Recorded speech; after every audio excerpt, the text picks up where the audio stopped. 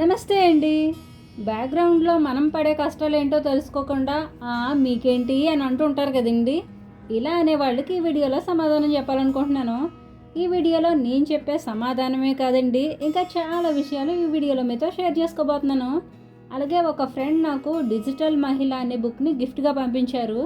ఈ బుక్ ద్వారా నేనేం తెలుసుకున్నానో, నేనేం నేర్చుకున్నానో కూడా చెప్పబోతున్నానండి. వీడియో మీకు తప్పకుండా యూజ్ అవుతుంది. స్కిప్ చేయకుండా లాస్ట్ వరకు చూసేసి ఒక లైక్ చేయండి. సొంతిల్లున్నా, కారున్నా, చేసేది చిన్న ఉద్యోగమే అయినా ఓ మాదిరిగా బాగున్నాం అనుకోండి, మీకేంటి మీకేం తక్కువ అన్నట్టుగా అంటుంటారు. అంటే వీళ్ళ ఉద్దేశం ఏంటంటే సొంతిల్లున్నా, కారున్నా, ఉద్యోగం ఉన్నా ఏ కష్టాలు లేకుండా లగ్జరీగా బతికేస్తున్నట్టు అనమాట. సామాన్యులకు ఒక కారో ఉద్యోగమో ఉన్నంత మాత్రాన అన్నీ ఉన్నట్టు కాదు. సొంతిల్లు ఉన్న అద్దంటే ఉండదు, కానీ మిగతా ఖర్చులు మామూలే కదా. చేసే ఉద్యోగం ఇంటి అవసరాలకి సరిపోవచ్చు, సరిపోకపోవచ్చు. నెలకి ₹1,00,000 సంపాదించే ఉద్యోగి కూడా నెలాఖరిలో ₹1,000 అప్పు చేయొచ్చు. నెల ఫస్టున వచ్చిన జీతం నెలాఖరికి ఉండకపోవచ్చు. ఇప్పుడు అందరికీ అవసరాలు పెరుగుతున్నాయి, కానీ ఆదాయాలు పెరగట్లేదు. మనకొచ్చే ఆదాయం 2 రకాలు. ఒకటి యాక్టివ్ ఇన్కమ్, 2 ప్యాసివ్ ఇన్కమ్. ఇందులో ప్యాసివ్ ఇన్కమ్ వచ్చే వాళ్ళని మీకేంటి అని అనొచ్చు, కానీ యాక్టివ్ ఇన్కమ్ వచ్చే వాళ్ళని మీకేంటి అని అనకూడదు. ఎందుకనో క్లారిటీగా చెప్తాను వినండి. యాక్టివ్ ఇన్కమ్ అంటే మనం పని చేసినంత వరకు మాత్రమే ఇన్కమ్ వస్తుంది. ఉద్యోగం, కూలి పని, రైతు పండించి అమ్మితే వచ్చే డబ్బు, ఇంట్లో తయారు చేసి అమ్మే ప్రోడక్ట్స్, ఇలాంటివన్నీ మనం కష్టపడుతూ ఉంటేనే డబ్బు వస్తుంది. ఇందులో ఏ ఒక్కరోజు మనం మన పని ఆపేసినా మనకు వచ్చే ఆదాయం కూడా ఆగిపోద్ది. కానీ ప్యాసివ్ ఇన్కంలో అలా కాదు. మనం పని చేయకుండా గొరకపెట్టి నిద్రపోయినా డబ్బు వస్తూనే ఉంటుంది. అసలు ప్యాసివ్ ఇన్కమ్ అంటే ఏంటంటే ఇల్లు కానీ, అపార్ట్మెంట్ కానీ, షాప్స్ కానీ రెంట్కి ఇస్తే వచ్చే ఇన్కమ్, రాయల్టీ ద్వారా వచ్చే ఇన్కమ్, బ్యాంక్ ద్వారా వచ్చే ఇంట్రెస్ట్, అంటే వడ్డీ రూపంలో వచ్చే ఆదాయం అంతా ప్యాసివ్ ఇన్కమ్ అంటారు. యాక్టివ్ ఇన్కమ్ వచ్చే వాళ్ళతో పోలిస్తే ప్యాసివ్ ఇన్కమ్ వచ్చే వాళ్ళు బెటర్ పొజిషన్లో ఉన్నట్టేనండి. ప్యాసివ్ ఇన్కమ్ రావాలంటే అది అంత ఈజీ కాదండి. కానీ మనకు వచ్చే ఆదాయంతోనే ప్యాసివ్ ఇన్కమ్ని కూడా క్రియేట్ చేసుకోగలిగితే మనకి కూడా ప్యాసివ్ ఇన్కమ్ వచ్చే అవకాశం ఉంటుంది. ప్యాసివ్ ఇన్కమ్ రావాలంటే ఇందాక చెప్పుకున్నట్టు మనకి కొన్ని ప్రాపర్టీస్ ఉండాలి, లేదా ఈ ప్రపంచాన్ని శాసించే గొప్ప కళాఖండమైన ఏదైనా మనలో ఉండాలి. అంటే ఏదైనా మంచి టాలెంట్ అనమాట. ఫర్ ఎగ్జాంపుల్ బుక్స్ రాయడం, డ్రాయింగ్ వేయడం, పెయింటింగ్ వేయడం, లేదా పాటలు పాడడం కానీ, మ్యూజిక్ కానీ.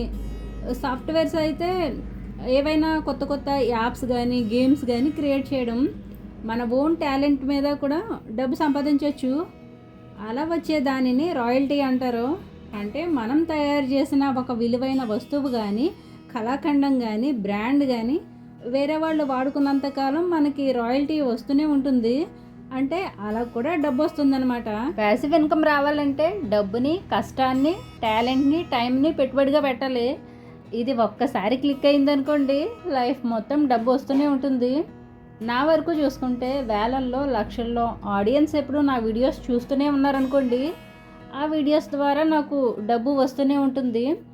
అలాగే ఇప్పుడు చేసే వ్యవసాయం ప్రస్తుతం కష్టంగా ఉండొచ్చు. ఈ కష్టానికి తగ్గ ప్రతిఫలం 10-20 సంవత్సరాల తర్వాత ఉండొచ్చు.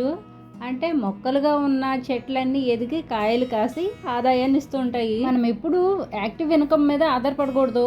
యాక్టివ్ ఇన్కమ్ ఎలాంటిదంటే ఉద్యోగం కానీ, వచ్చే ఆదాయం కానీ లేకపోతే వేరే వాళ్ళ మీద ఎలా ఆధారపడాల్సి వస్తుందో అలాగే నెల జీతం మీద ఆధారపడాల్సి వస్తుంది.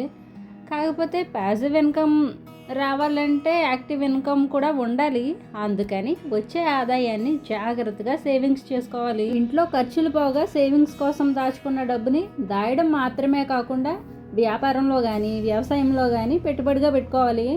లేదా గవర్నమెంట్ స్కీమ్స్ కానీ, బ్యాంక్లో ఫిక్స్డ్ డిపాజిట్ కానీ చేసి నెలకి ఎంతో కొంత ఆదాయం సంపాదించుకోవాలి.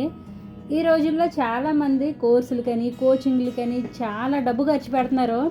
అంటే అక్కడ స్కిల్స్ నేర్చుకుంటే డబ్బు సంపాదించవచ్చు కదా అనుకుంటారు. కోర్సులు, కోచింగ్లు నాలెడ్జ్ కోసమే కానీ మన సక్సెస్ కోసం కాదండి. మ్యాప్ అనేది దారి మాత్రమే చూపిస్తుంది, కానీ గమ్యాన్ని చేరేది మనమే. మన పెద్దోళ్ళు ఓ మాట అంటూ ఉంటారు, గుర్రాన్ని నీళ్ల వరకు తీసుకెళ్ళగలం కానీ నీళ్లు తాగించగలమా అని. వేలకు వేలు, లక్షలకు లక్షలు ఫీజులు కట్టి గొప్ప గొప్ప స్కూల్స్లో చదివినంత మాత్రాన, కోర్సులు కోచింగ్లు జాయిన్ అయినంత మాత్రాన మనం గొప్పోళ్ళు అయిపోము. మన గురించి మనకి తెలిసినప్పుడే, మన టాలెంట్ ఏంటో మనం గుర్తించినప్పుడే మనం గొప్పోళ్ళు అవుతాం. ఓకేనండి, ఇప్పుడు డిజిటల్ మహిళ బుక్ గురించి చెప్తాను. ఈ బుక్ నాకు మన సబ్స్క్రైబర్స్లోనే ఒకరు పంపించారు. ఆల్రెడీ ఒక వీడియోలో కూడా మీతో షేర్ చేసుకున్నాను. అయితే బుక్లో ఏముందో బుక్ చదివిన తర్వాత మీతో షేర్ చేసుకుంటాను అన్నాను. ఇప్పుడు సందర్భం వచ్చింది కాబట్టి చెప్తున్నాను. నిజానికి ఈ బుక్లో ఒక్క పేజీ కూడా నేను చదవలేదండి. ఎందుకంటే మనకి ఇంట్రెస్ట్ లేనిది, దాని గురించి మనకి తెలియనప్పుడు దూరంగా ఉండడమే మంచిది. ఎందుకు దూరంగా ఉన్నానంటే, డిజిటల్ మహిళ అనే పదం విన్నాకే నేను దూరంగా ఉన్నాను. డిజిటల్ అంటే ఇప్పుడున్న టెక్నాలజీని వాడుకొని ముందుకు వెళ్ళాలని. నేను చదివింది 8th క్లాసు. ఇంతకంటే టెక్నాలజీని వాడుకోవాలంటే నేను సిస్టమ్ మెయింటైన్ చేయాలి, తర్వాత ఒక వెబ్సైట్ కూడా క్రియేట్ చేసుకోవాలి.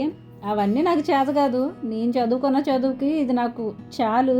అంతకంటే నేర్చుకునే టాలెంటు లేదు, చదువు లేదు. దీని గురించి ఇంకా ఆలోచిస్తే నా టైం వేస్ట్ తప్ప కలిసి వచ్చేది ఏం లేదు. వేరే వాళ్ళ గైడెన్స్తో ముందుకు వెళ్ళడం అంటే వాళ్ళ చేయి పట్టుకుని నడిచినట్టే. ఎప్పుడు వదిలేస్తారో తెలీదు. నడి సముద్రంలో వదిలేసిన తీరం ఎలా దాటాలో మనకి ఖచ్చితంగా తెలియాలి. ఈ రోజుల్లో అన్నీ నేర్చుకోవాలి, అన్నీ తెలుసుకోవాలి. కానీ ఏది నేర్చుకోవాలో, ఏది తెలుసుకోవాలో తెలియకపోతే నిజంగా మనం శుద్ధ వేస్ట్. స్టాక్ మార్కెట్ గురించి, బిట్కాయిన్ గురించి మనకు అసలు తెలియదు. తక్కువ టైంలో ఎక్కువ డబ్బు సంపాదించాలంటే అందులో ఇన్వెస్ట్ చేయండి, మిగతాదంతా మేము చూసుకుంటామంటారు. లేదంటే గేమ్స్ గురించి, బెట్టింగ్ యాప్స్ గురించి తెలుసుకోండి, అందులో కూడా డబ్బు సంపాదించవచ్చు అంటారు. లేదంటే మీరు కొంత అమౌంట్ కట్టండి, మీకు అన్ని స్కిల్స్ నేర్పి మిమ్మల్ని హీరో చేస్తామంటారు. డబ్బు సంపాదించడానికి సోషల్ మీడియాలో 100 మార్గాలు ఉన్నాయి. రైట్ మార్గంలో వెళ్తే నిజంగానే హీరో అవుతాం, లేదంటే జీరోనే. సంపాదించుకోవాలని అందరికీ ఉంటుంది. ఆ సంపాదన ఎలా సంపాదించాలో మనకు ఒక క్లారిటీ ఉండాలి.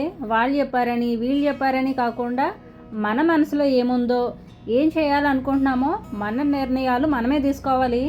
లేదంటే ఎప్పటికీ ఒకరి కింద బానిసలాగే బతకాల్సి వస్తుంది. ఇంట్లో బాధ్యతలకు, పెరుగుతున్న ఖర్చులకు యాక్టివ్ ఇన్కమ్ మీదే ఆధారపడకుండా మనమున్న పరిస్థితిని బట్టి, మనకు వచ్చే ఆదాయాన్ని బట్టి ప్యాసివ్ ఇన్కమ్ కూడా క్రియేట్ చేసుకోవాలి. ప్యాసివ్ ఇన్కమ్ అయినా, యాక్టివ్ ఇన్కమ్ అయినా ఎలా సంపాదించుకున్నా బయట జరిగే డిజిటల్ మోసాలకి మోసపోకుండా మనకున్న టాలెంట్ను గుర్తించి మనం ఎంత దూరం వెళ్ళగలమో అంత దూరమే వెళ్ళాలనేది ఈ వీడియో యొక్క ముఖ్య ఉద్దేశం అండి. ప్యాసివ్ ఇన్కమ్ గురించి, యాక్టివ్ ఇన్కమ్ గురించి అందరికీ అర్థమయ్యేలా చెప్పానని అనుకుంటున్నాను. మీరు యాక్టివ్ ఇన్కమ్ ఆల్రెడీ అర్న్ చేస్తుంటే ఏం చేస్తున్నారో చెప్పండి. ఒకవేళ ప్యాసివ్ ఇన్కమ్ కూడా క్రియేట్ చేసుకుంటే అది ఏ రూపంలో వస్తుందో సింపుల్గా కామెంట్స్లో చెప్పండి. ఓకేనండి, ఈ వారం మనం తయారు చేసిన ప్రోడక్ట్స్ ఏమైనా ఆర్డర్ చేయాలనుకుంటే స్క్రీన్ పైన ఉన్న నెంబర్కి వాట్సాప్ చేయండి. ఈ వీడియో లాస్ట్ వరకు చూసారు అంటే ఈ వీడియో మీకు నచ్చిందని అనుకుంటున్నాను. నచ్చితే కనుక నేను చెప్పిన విషయాలపై మీ అభిప్రాయం ఏమిటో కామెంట్ చేసి, వీడియో లాస్ట్ వరకు చూసారు కాబట్టి తప్పకుండా ఒక లైక్ చేయండి. మరో మంచి వీడియోతో మళ్ళీ వస్తాను. ఉంటానండి. నమస్తే.